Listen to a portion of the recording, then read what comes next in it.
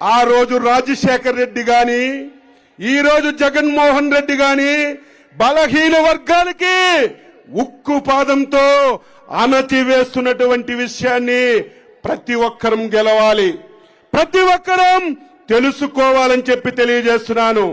ఈ రాష్ట్రంలో ఉన్నటువంటి బలహీన వర్గాలారా, బీసీ సోదరులారా, బలహీన వర్గాలు గెలవాలంటే రేపు తెలుగుదేశం పార్టీ జనసేన గెలవాలి అని చెప్పి మీ అందరికీ తెలియజేస్తున్నాను. ఈ రాష్ట్రంలో 5 సంవత్సరాలైంది జగన్మోహన్ రెడ్డి పరిపాలన చేస్తున్నాడు. ఎంత బాధ ఆవేదన కలుగుతుందంటే ఈరోజు తెలుగుదేశం పార్టీ అధ్యక్షుడిగా కాదు, ఈ రాష్ట్రంలో పుట్టినటువంటి ఒక పౌరుడిగా, ఒక బలహీన వర్గానికి చెందినటువంటి వ్యక్తిగా ఎన్ని బాధలు పడ్డామో ఒక్కసారి గుర్తు చేస్తున్నాను. నన్ను 80 రోజులు జైల్లో పెట్టాడు. అచ్చెన్నాయుడు చేసిన తప్పేంటి? నేను చేసిన తప్పేంటి? మా నాయకుడు గాని మేము గాని మా పార్టీలో ఉన్న వాళ్ళం ఎవరమైనా సరే అవినీతి చేశామని, ఎక్కడైనా ఒక్క పైసా తిన్నామని మీరు నిరూపించగలిగితే మీరు చెప్పిన ప్లేస్ లో తల తీసుకోవడానికి కూడా సిద్ధపడి ఉన్నామని చెప్పి తెలియజేస్తున్నాను. మేం చేసిన తప్పేంటి? అయ్యా జగన్మోహన్ రెడ్డి, ఈ రాష్ట్రాన్ని నాశనం చేస్తున్నావు. బలహీన వర్గాలని, హరిజన గిరిజన వర్గాలని ఈ 5 సంవత్సరాల్లో ఓచకవత కోస్తున్నావు. ఇది ధర్మమా? ఇది న్యాయమా? నువ్వు చేసింది తప్పని నొత్తెత్తి మాట్లాడితే మమ్మల్ని అరెస్ట్ చేసి జైలు పెడతావా? ఈ స్వతంత్ర భారతదేశంలో బలహీన వర్గాలకి మాట్లాడే నైతిక హక్కు కూడా లేదా అని చెప్పి జగన్మోహన్ రెడ్డికి అడుగుతున్నాను. మాట్లాడితే నా బీసీలు అంటాడు, మాట్లాడితే నా ఎస్సీలు అంటాడు. ఈ రోజు మంగళగిరి వేదిక ద్వారా ఈ రాష్ట్రంలో ఉన్నటువంటి బలహీన వర్గాలకి ఒక ప్రశ్న వేస్తున్నాను. ఈ 5 సంవత్సరాల్లో బలహీన వర్గాలకి ఒక్కటంటే ఒక్కటి మేలు చేసిన కార్యక్రమం చెప్పమని చెప్పి కోరుతున్నాను.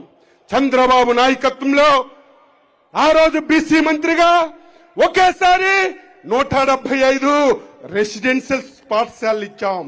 ఈ రాష్ట్రంలో ప్రతి జిల్లా హెడ్ క్వార్టర్లో ఏదైతే మంచి సెంటర్లో 5 ఎకరాల స్థలం ఇచ్చి 5 కోట్లు మంజూరు చేసి బీసీ భవనాలకి శంకుస్థాపన చేస్తే అన్ని రద్దు చేసి మొత్తం ఆ భూములన్నీ వైసీపీ దొంగలందరూ దోచుకున్నారు.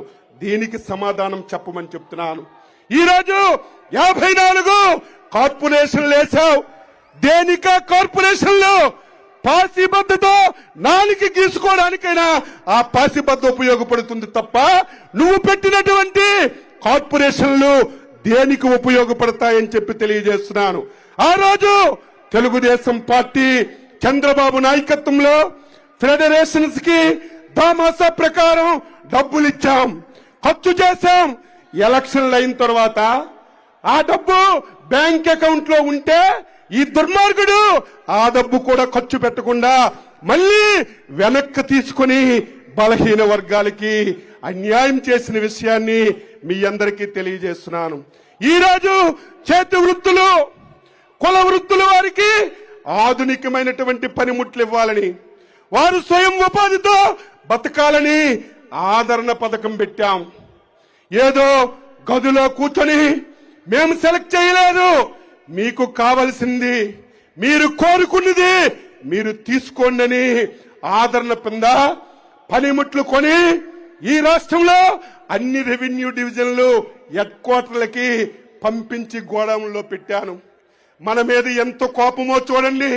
ఈ దుర్మార్గుడు 5 సంవత్సరాల్లో ఒక్క పని చేయలేదు, ఒక్క కార్యక్రమం చేయలేదు.